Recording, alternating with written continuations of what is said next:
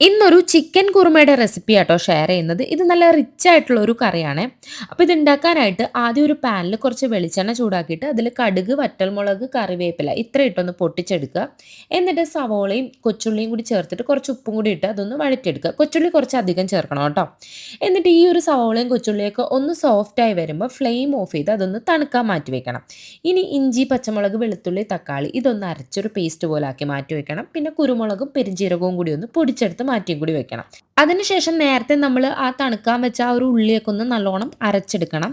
എന്നിട്ട് ആ ഇഞ്ചി, പച്ചമുളക്, വെളുത്തുള്ളി, തക്കാളി ആ ഒരു പേസ്റ്റും കുറച്ച് കറിവേപ്പിലയും കൂടി ചേർത്ത് ഒരു പാനിലിട്ടിട്ട് നല്ലോണം അതൊന്ന് വഴറ്റിയെടുക്കുക. ഇനി മഞ്ഞൾപ്പൊടി, മല്ലിപ്പൊടി, പിന്നെ നമ്മൾ ആ നേരത്തെ പൊടിച്ച കുരുമുളക്, പെരിഞ്ജീരകം ഈ പൊടിയും കൂടി അതിൻ്റെ കൂടെ ചേർത്തിട്ട് ഈ പൊടിയുടെ പച്ചമണം മാറുന്ന വരെ ഒന്ന് വഴറ്റിയതിന് ശേഷം വൃത്തിയാക്കി വെച്ചിരിക്കുന്ന ചിക്കൻ പീസും കുറച്ച് ഉപ്പും കൂടി ചേർത്തിട്ട് നല്ലോണം ഇതൊന്ന് ഹൈ ഫ്ലെയിമിലിട്ട് മിക്സ് ചെയ്ത് കൊടുക്കണം.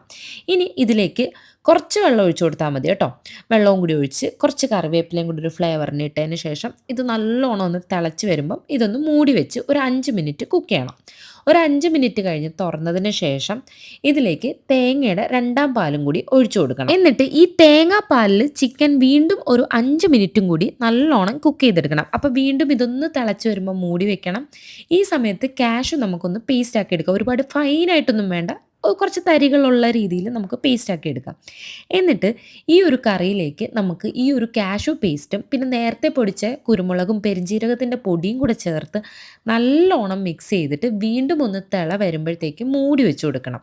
എന്നിട്ട് ഒരു 5 മിനിറ്റ് കഴിഞ്ഞിട്ട് അതൊന്ന് തുറന്നിട്ട് നല്ല കട്ടിയുള്ള തേങ്ങാപ്പാലും പിന്നെ നേരത്തെ പൊടിച്ചു വെച്ച കുരുമുളകിൻ്റെയും പെരിഞ്ജീരകത്തിൻ്റെയും പൊടിയും മല്ലിയിലയും കൂടെ ചേർത്തിട്ട് നല്ല പോലെ ഒന്ന് മിക്സ് ചെയ്ത് കൊടുക്കുക. തിളപ്പിക്കേണ്ട, ചൂടാക്കിയാൽ മാത്രം മതി. ഇത്രയും ചെയ്താൽ നമ്മുടെ ചിക്കൻ കുറുമ റെഡി.